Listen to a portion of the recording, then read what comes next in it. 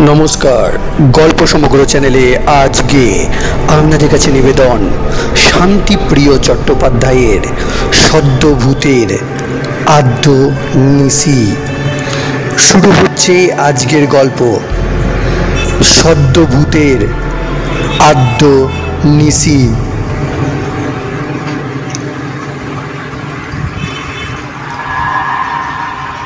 ধাক্কাটার জোর ছিল খুব, মাথাটা ঘুরিয়ে দেবার পক্ষে যথেষ্ট। এক ধাক্কায় 7 হাত দূরে ছিটকে পড়ে একেবারে স্থির। ভেতরে ভেতরে সব ভেঙে চুরে খান খান হয়ে যাবার ছটফটানি, তাও একটুখানি। সেটা থামতে বেরিয়ে পড়লাম। চমৎকার হালকা লাগছে নিজেকে, অসম্ভব চটপটে।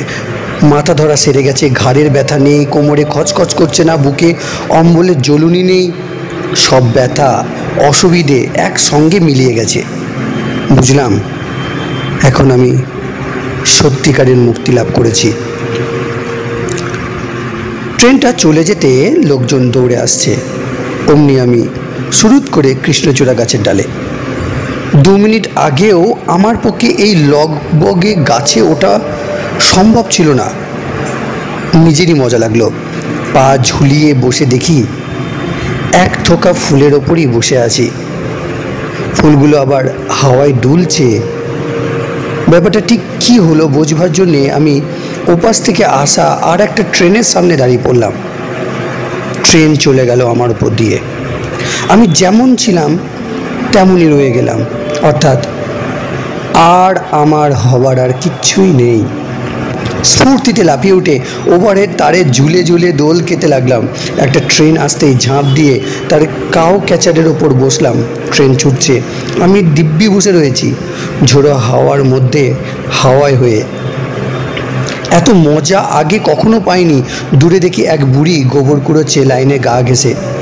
গাড়ি থেকেও জোরে ধেয়ে গিয়ে ঝড়ের মতো হাওয়া দিয়ে বুড়িকে ঠেলে সরিয়ে দিলাম, নইলে ধাক্কা খেত। একটু একটু কষ্ট টের পাচ্ছি এবার, একেবারে অন্যরকম কষ্ট। কেউ যেন আমাকে শুষে নিচ্ছে। আমি খইতে শুরু করেছি। সর্বনাশ, এই খেলা আর নয়। আবার উড়ে এসে কৃষ্ণচূড়ার ডালে এসে কা কা করে চেঁচাতে লাগলো। ভারী বিদঘুটে ব্যবহার তো। আমি জায়গা বদল করে ঝাঁকড়া একটা পাকুড় গাছে চলে এলাম। ঘন ছায়ার মধ্যে বসে বেশ আরাম লাগলো। অনেকক্ষণ চুপ করে বসে থাকার পর বুঝে নিলাম যে দিনের আলো আর তাপ আমার সহ্য হবে না। অন্ধকার না হওয়া পর্যন্ত আমাকে মুখ লুকিয়ে বসে থাকতে হবে। আমি কি নিশাচর হয়ে গেলাম? তা কেন, আমি এখন ভূত। ভূত হওয়ার সুবিধেগুলো কিংবা মজাগুলো আমাকে শিখে নিতে হবে। কিন্তু কে শেখাবে? নিজে নিজে শিখতে গিয়ে কোথায় কি বিপদে পড়ি তার ঠিক আছে?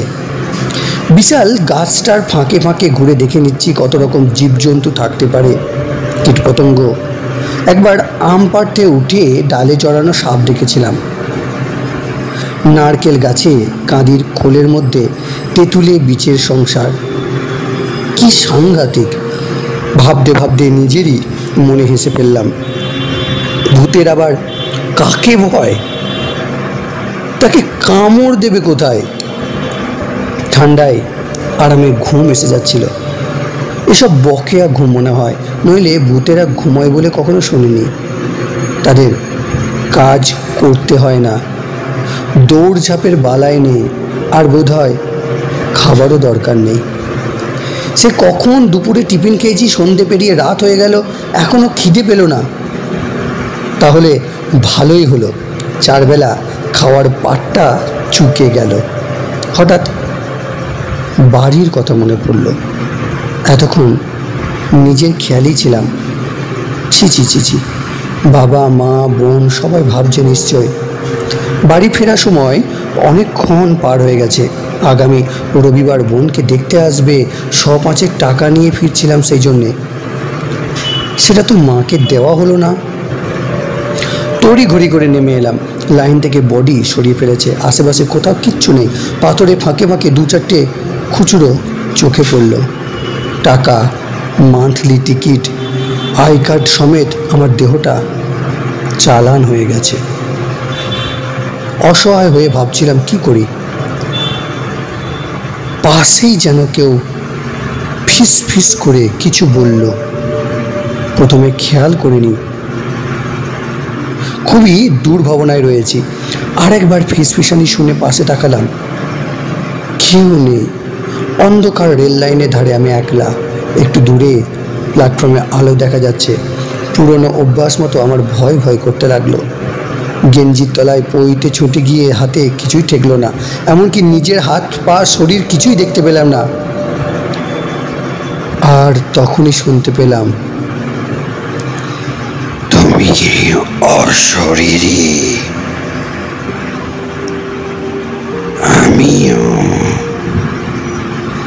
তুমি আমাকে দেখতে পাবে না এখন।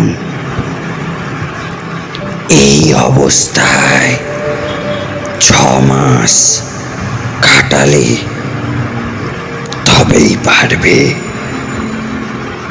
তুমি আমার কথা শুনতে পাচ্ছ তো? বললাম, পাচ্ছি। তুমি আমায় দেখছো কি করে? আমার তো দেহই নেই।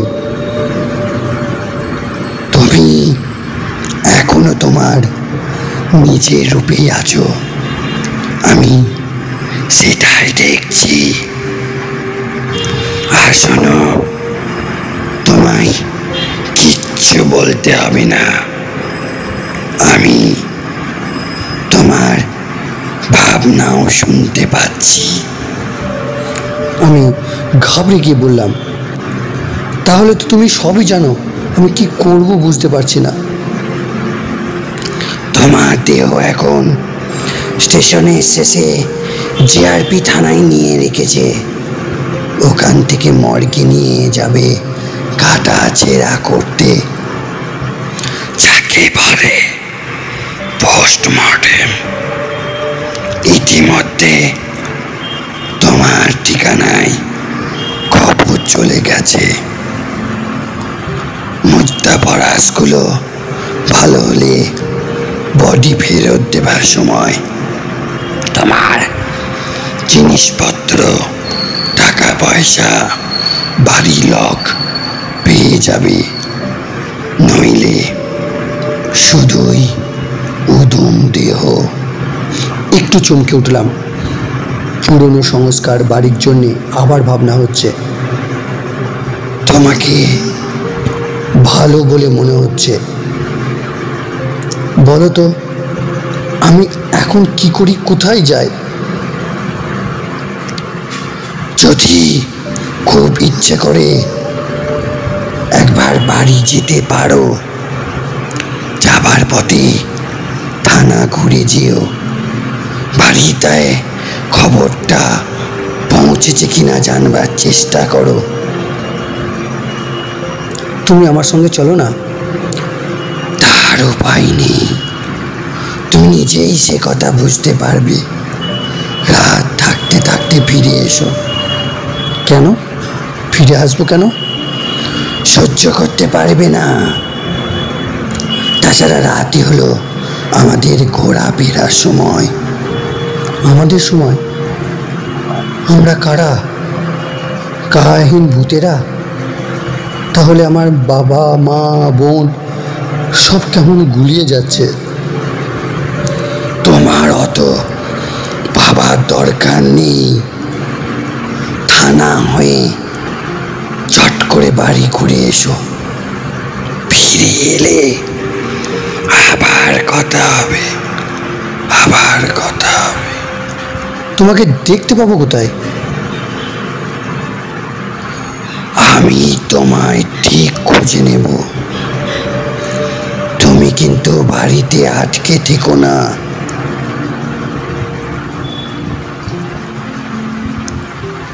কথাটা মাথায় ঢোকার আগেই আমি সাত করে স্টেশনে এসেছে।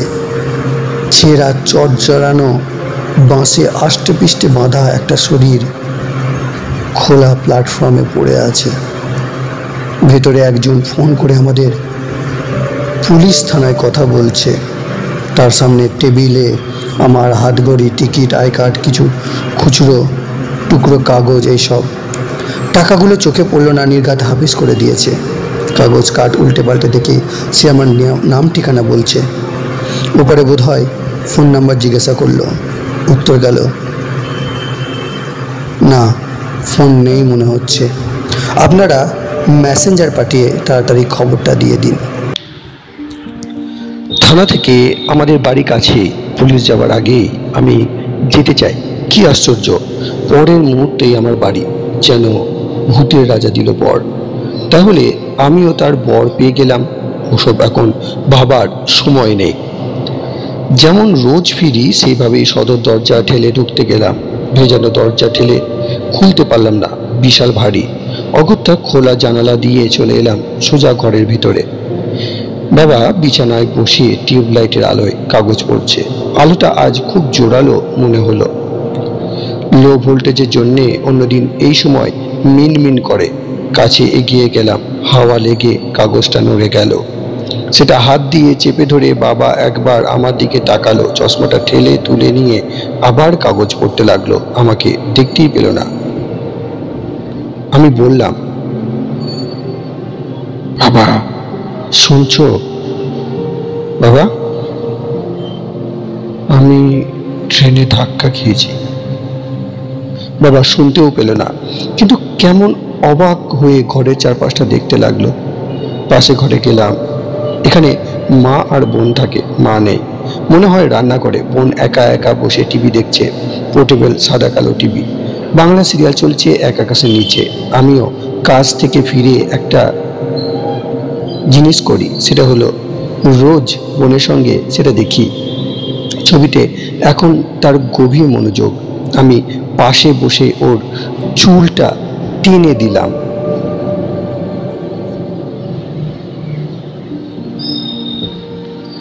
ঘুরে তাকালেও না। রোজ যেমন বাড়ি ফিরে গল্প করি তেমন বলতে চাইলাম। মনে হলো আমার সবকিছু মনে পড়ে গেল যে আমি তো এখন বিদেহী। আমার গলাতেও কোনো আওয়াজও নেই। খুব চিন্তিত মনে রান্নাঘরে গেলাম। মা রুটি সেকছিল।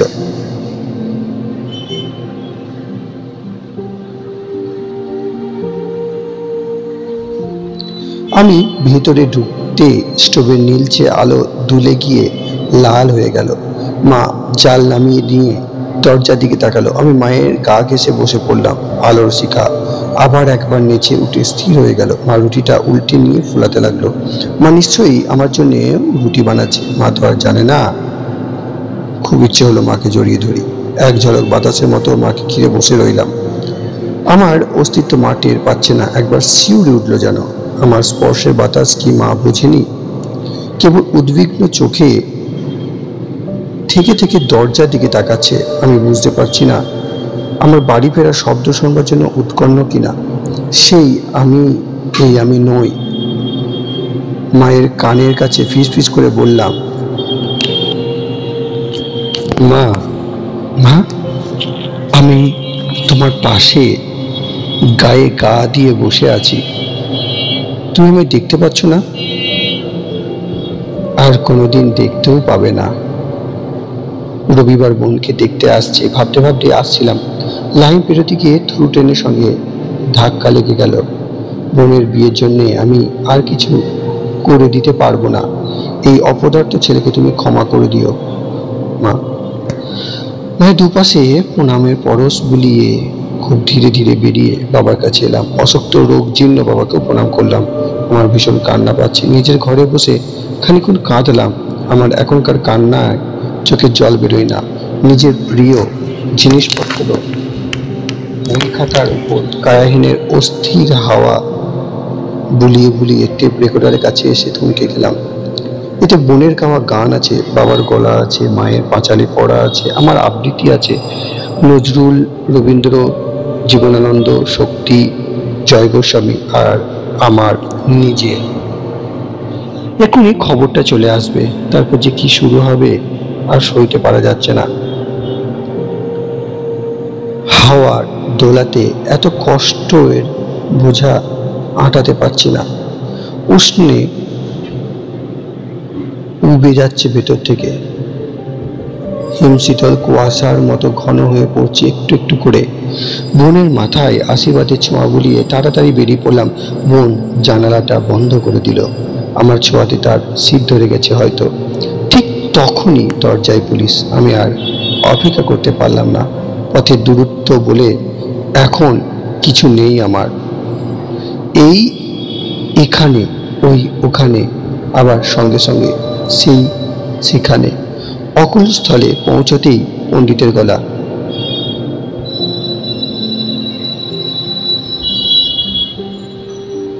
কি পারলে না তো? এখন আমাদের সবকিছু সহ্য করার শক্তি নেই, বুঝেছ? আমি কথা বলতে পারছি না। আগের আমি আর এই আমি কত তফাৎ। আগের প্রতিটি সেকেন্ডের ঘটনা এখনো আমি মধ্যে ভরপুর, অথচ এই আমি এখন কাদের? আমার কাজ কি? এই আমার মধ্যে কি ক্ষমতা আছে? প্রথম প্রথম এমন হবে, শুনতে পাচ্ছ তো? চলো ওই গাছটায় কি বসি। আমার মন খারাপ না শরীর খারাপ, কোনটা? হাওয়া কাটা হা হা হাসিতে গাছটা দুলতে লাগলো কিছুক্ষণ। পাখালিরা ডানা ঝাপটাতে লাগলো, তার সঙ্গে বিকট ডাকাডাকি। আমি আস্তে আস্তে নিজের ভূতাবস্থায় ফিরে এলাম। হাসি থামতে আবার সব চুপচাপ। বললাম, ও কেমন হাসি? আওয়াজ নেই, দমকা ঝড়ের মতন। এবার হালকা হাসি, তাতেও একবার আমার দোলা লাগলো। সে বলল, ওসব ছাড়ো, তুমি এখন অধিকার নও।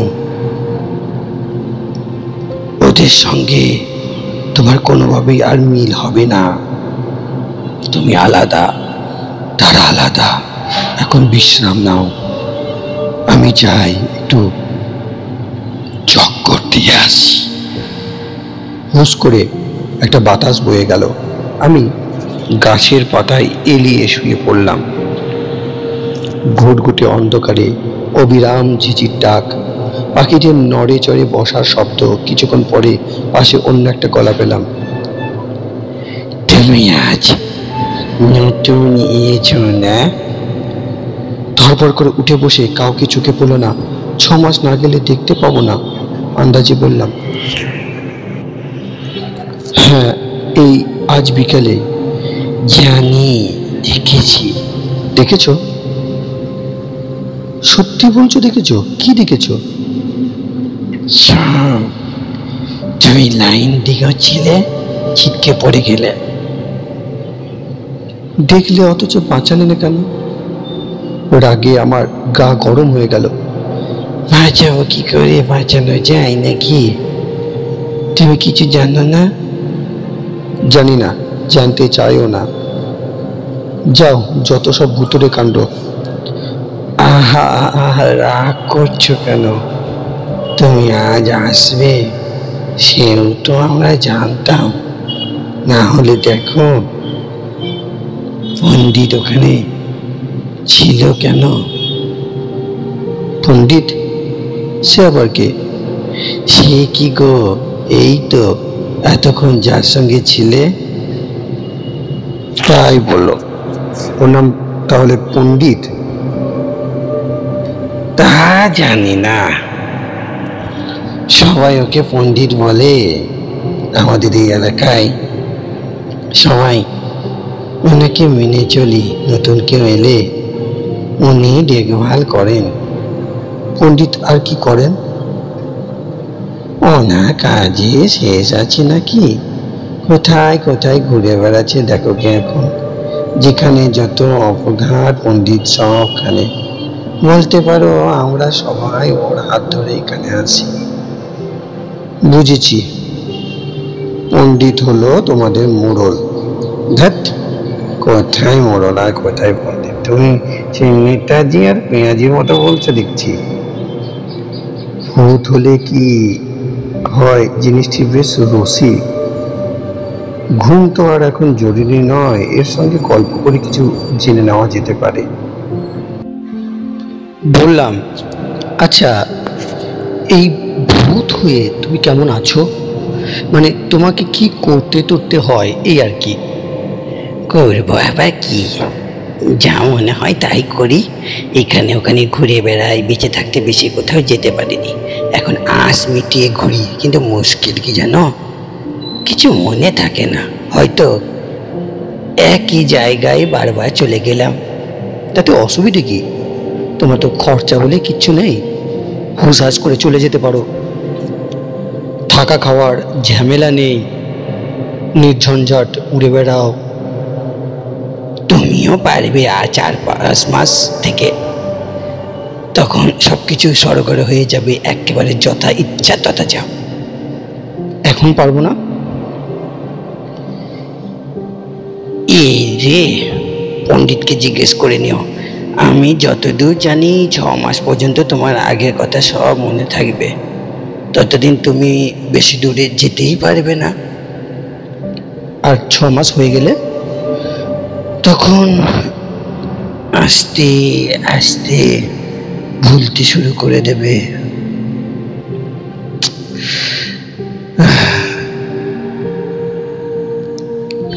তখনই তুমি সত্যিকারের এই দলে মিশতে পারবে, বুঝেছ?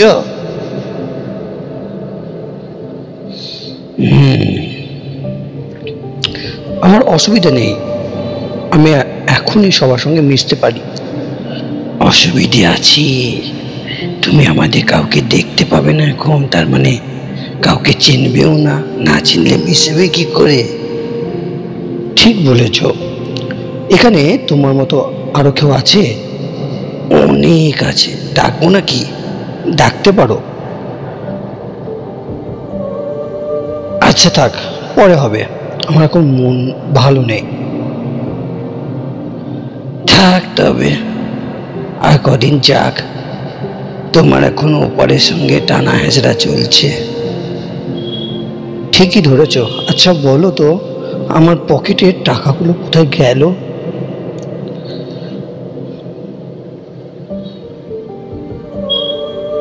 নিঘাস ওদের ভোগে গো। ইয়ার কি, কত খাটুনি রোজগার নিয়ে নিলেই হলো? প্রমাণ তো কিছু নেই, ফাঁকা বলে সবাই নিজের করে নেয়। আমারও যেত নেহাত খানিক জ্ঞান ছিল, তাতে ইচ্ছে না একজনকে বলতে পেরেছিলাম, সে বের করে নিয়ে বাড়িতে পৌঁছে দিয়েছিল। এই যে বললে কিছু মনে থাকে না, এটা কি করে বলতে পারলে? মাঝে মাঝে 2-1 কথা মনে পড়ে যায়। তা তুমি এক কাজ করো, রাতটা থানার কাছাকাছি থাকো, যদি উদ্ধার করতে পারো। কি করে উদ্ধার করব? আমার তো হাতই নেই, কোনো জিনিসটাই ধরতে পারবো না। আহা, তার জন্য আর ভাবনা কি? বরঞ্চ সুবিধা, ভাগ বাড়াটোয়ারা তো এই হবার হবে। সারাদিনের জমা, সে সময় ঝড় তুলে উড়িয়ে নিয়ে এসো, এনে কোনো গান্ডায় ফেলো, তারপর একটা উপায় করা যাবে। ঝামেলা তো রয়েই গেল, গান্ডাতেই পড়ে পড়ে পচবে নোটগুলো। তা কেন, পণ্ডিত পারে।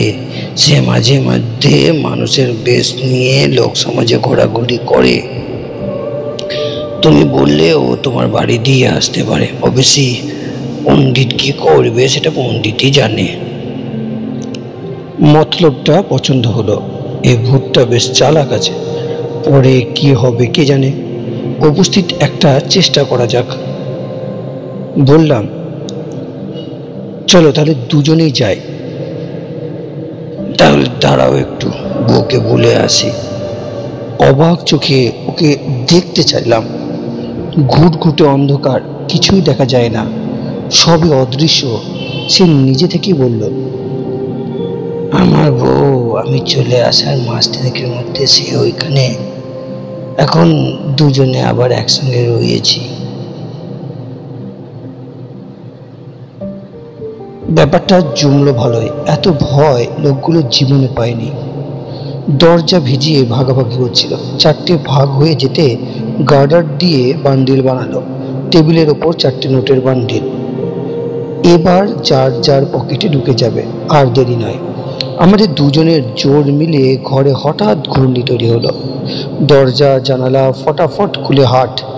টাকার বান্ডিলগুলো হাওয়ায় উঠতে উঠতে টেবিল থেকে বেরিয়ে এলো। লোক চারটে ওড়ি মুড়ি করে ছুটে আসছিল। চালাক বলল, তুমি টাকা সামলাও, আমি ওগুলোকে দেখছি। ঘূর্ণিটা দুভাগ হয়ে গেল, এক ভাগ সামনে আর অন্য ভাগ ঘুরে গিয়ে ঘরের দিকে। লোকগুলো ওলট পালট খেতে খেতে ঘরের মধ্যে জড়াজড়ি হয়ে পড়ে রইল। দরজা জানলাগুলো বন্ধ হয়ে গেল ঝপাঝপ। ভেতরে কনকনে ঠান্ডা হাওয়ায় তারা ঠক ঠক করে কাঁপছে। ওরই মধ্যে একজন লাফিয়ে উঠে পিস্তল বার করতে যাচ্ছিল। উঠে বসতে না বসতেই টেবিলটা সাঁ করে ঠিকরে এসে তার কপালে, তক্ষুনি অজ্ঞান। এইসবের পর আমি টাকার বান্ডিলগুলো উড়িয়ে উড়িয়ে পুরনো একটা তারের জয়েন্ট বাক্সের ভেতর একে একে এনে ফেললাম। ভেতরে একটা সাপ শুয়েছিল কুণ্ডলি পাকিয়ে। সেটা হকচকিয়ে গিয়ে বেরিয়ে পড়তেই বান্ডিল কটা বেশ গভীরে ঢুকে গেল। চট করে কারোর নজরে পড়ার কথা নয়, এর ওপর সাপটা আবার নিশ্চয়ই ফিরে এসে শোবে, নিশ্চিত ব্যবস্থা। জায়গাটা ভালো করে চিনে রেখে চালাককে ফিরিয়ে আনতে গেলাম। দুজনে মিলে আবার কিছুক্ষণ মজা করে হুটোপাটি সেরে ফের গাছের অন্ধকারে একটা মেয়েলি গলার স্বর শুনতে পেলাম। গলা বলা ভুল, স্বর। যদি দেখছি তোমার হুজ্জুতি করার শখ মেটেনি। চালাক বলল, বউ আমাকে বলছে। আমি চুপ করে জিরোচ্ছিলাম। বুঝেছি। আপনি কিছু মনে নেবেননি, এই লোকটার খুব মাথা কামে ধার ছিল। যখন তখন চিল্লাতো আর হুজ্জুতি জুড়ে দিত। বেকার, এপারে এসেও দেখছি বদলায়নি। চালাক ভূতের বউ কথা বলে বেশ মজার। ভূতের বউ মানে তো পেতনি। এদের দেখতে কেমন কে জানে। পেতনি বলল, এই কদিন আগে ভাসুরকে কড়কি দিয়ে এসেছে, তার আগে ঠাকুরপোকে পচা ডোবায় নাকানি চুপানি খাইয়ে দিয়ে এলো, আমাকে জানাচ্ছিল বলে। আখেরে লাভের লাভ কিছুই হলো না। ক্ষতি তো কিছু হয়নি, একলা বিধবা পেয়ে তোমার উপর জুলুম চালাচ্ছে দেখলে হাতকার সহ্য করা যায় না। তুমি নিজেই চলে এলে, নইলে কি ওদের তুমি চেনো না? জীবন থাকতেই পারলে না। ভূত পেতনি ঝগড়া লেগে যাবে নাকি? আমি রসিকতা করলাম, স্বভাব যায় না মূলে। ওদের কাউকে আমি দেখতে পাচ্ছি না, তবু কথাবার্তায় দিব্যি অংশ নিচ্ছি। সমবেত হাসি গাছটাকে আবার দুলিয়ে দিল। রুটি বলল, ইনি ভালো। সেই জন্যই তো নতুন বন্ধুর জন্য একটু লড়ে নিয়ে এলাম। সে আর বলতে। আমি চুপি চুপি গিয়ে দেখে এসেছি। ভারী হুলস্থুল বাঁধিয়ে দিয়েছিলে কিন্তু। তুমি আবার থানায় যেতে গেলে কেন? কত আজে বাজে ব্যাপার ঘটে ওখানে। এখন আমারও ভয় কেটে গেছে। কোনদিন আমিও ভিড়মি খাইয়ে দিয়ে আসবো হতচ্ছাড়াদের। গল্প বেশ জমে উঠেছে। এদিকে রাত শেষ হয়ে এলো কিনা বুঝতে পারছি না। ঘড়ির সঙ্গে সম্পর্ক চুকে গেছে বহুক্ষণ। হাতই নেই তো আবার হাত ঘড়ি। এই অন্ধকারের রাজত্বে সময়ের কি কোনো দরকার আছে? এপারের সময়সীমা আলো ফোটা পর্যন্ত। স্টেশন চত্বর শুনশান। প্রথম ট্রেন ঢুকবে ভোর 4টেই। পণ্ডিত এখনো এলো না। তাকে সব বলে রাজি করাতে হবে। ভিতরে ভিতরে আবার একটা ছটফটানি। বাড়ির লোকেরা এখন কি করছে কে জানে। একবার কি দেখে আসবো? বউটি বলল, হিংসা শোনো না, ওনাকে একটু কোথাও ভালো জায়গায় বেরিয়ে নিয়ে এসো না, মনটা ঠিক হতো। কেমন নেতিয়ে আছেন দেখছো না? মন্দ বলনি, চলো শহরের ভেতরটা দেখে আসি। দুজনে হুস করে ভেসে পড়লাম। জামা জুতো পরা নেই, মাথা আঁচড়ানো নেই, পকেটে টাকা পয়সা নেবার দরকার নেই, কোনো কিছুরই বলার নেই। ইচ্ছে মতো নিজেকে হাওয়ায় ছেড়ে দিলেই হয়। এত রাতেও কিছু কিছু বাড়িতে আলো ঝলমল করছে। উৎসব বাড়ি, হোটেল, হাসপাতাল, নদীর ওপর দীর্ঘ সেতুতে আলোর মালা। কোথাও কোনো এক ঘরে ছাত্র